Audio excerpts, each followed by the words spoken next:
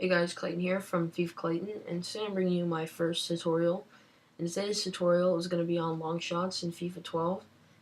And in this tutorial, I plan to cover everything you need to know to hit long shots and what you should not be doing and everything between. So, yeah guys, let's get started with the tutorial. So the first part of this tutorial is figuring out what type of players to use. So in this example, we have Cristiano Ronaldo.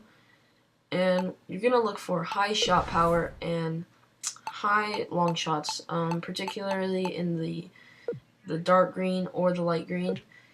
And these really just make for better long shots. Usually you can find wingers, forwards, maybe center mids. You never really know. And yeah, so that's it for this part of the tutorial. Welcome to part 2 of the long shot tutorial, and this part is where to shoot from.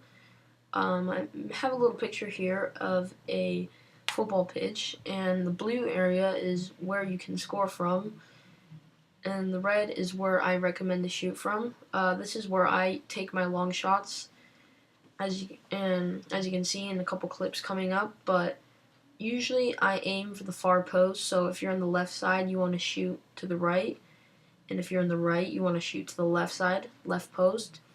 And in the middle, you can shoot really wherever you want. It doesn't really make too much of a difference, but going for the near post is a lot more difficult. And I definitely recommend for going to the far posts. Hey guys, Clayton here, and welcome to the third part of the long shot tutorial. And this part is going to be actually taking the shot. So a very important thing to do when you're taking the shot is to make sure that your player is facing where he wants to shoot. So you can't really look to the left and then try and shoot at the goal if you're looking somewhere else. You really make sure your player's facing the way that he's shooting, and that can also, it just really helps your long shots out. They'll feel a lot more powerful. They'll start maybe going in more often, and you pretty much never score if you're not facing the goal. So it's very important to do that. And another tip is to make sure that your player is furthest away from the ball.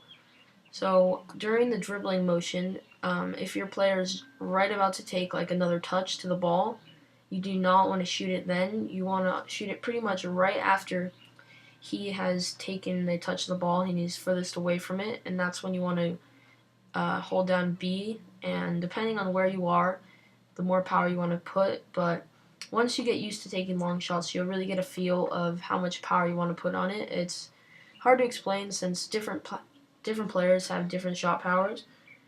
And also you can take a long touch by flicking the right thumbstick in the direction you're running and then shoot then. But I don't recommend doing this because you first of all need a lot of space to do this.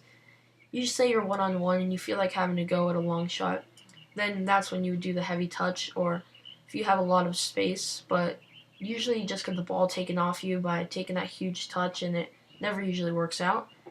And when you're taking long shots, you want to make sure that you have a lot of space, so because the run-up for the long shot is kind of long, so players can usually get in front of you, because a lot of players, when you're taking the long shot, they do kind of stutter steps and things like that. So that's why you want to make sure you have a lot of space so people just can't take the ball off you. And yeah, so that's everything you need to know for this tutorial. Hopefully you can start scoring some long shots now. See you guys in the next video. Peace.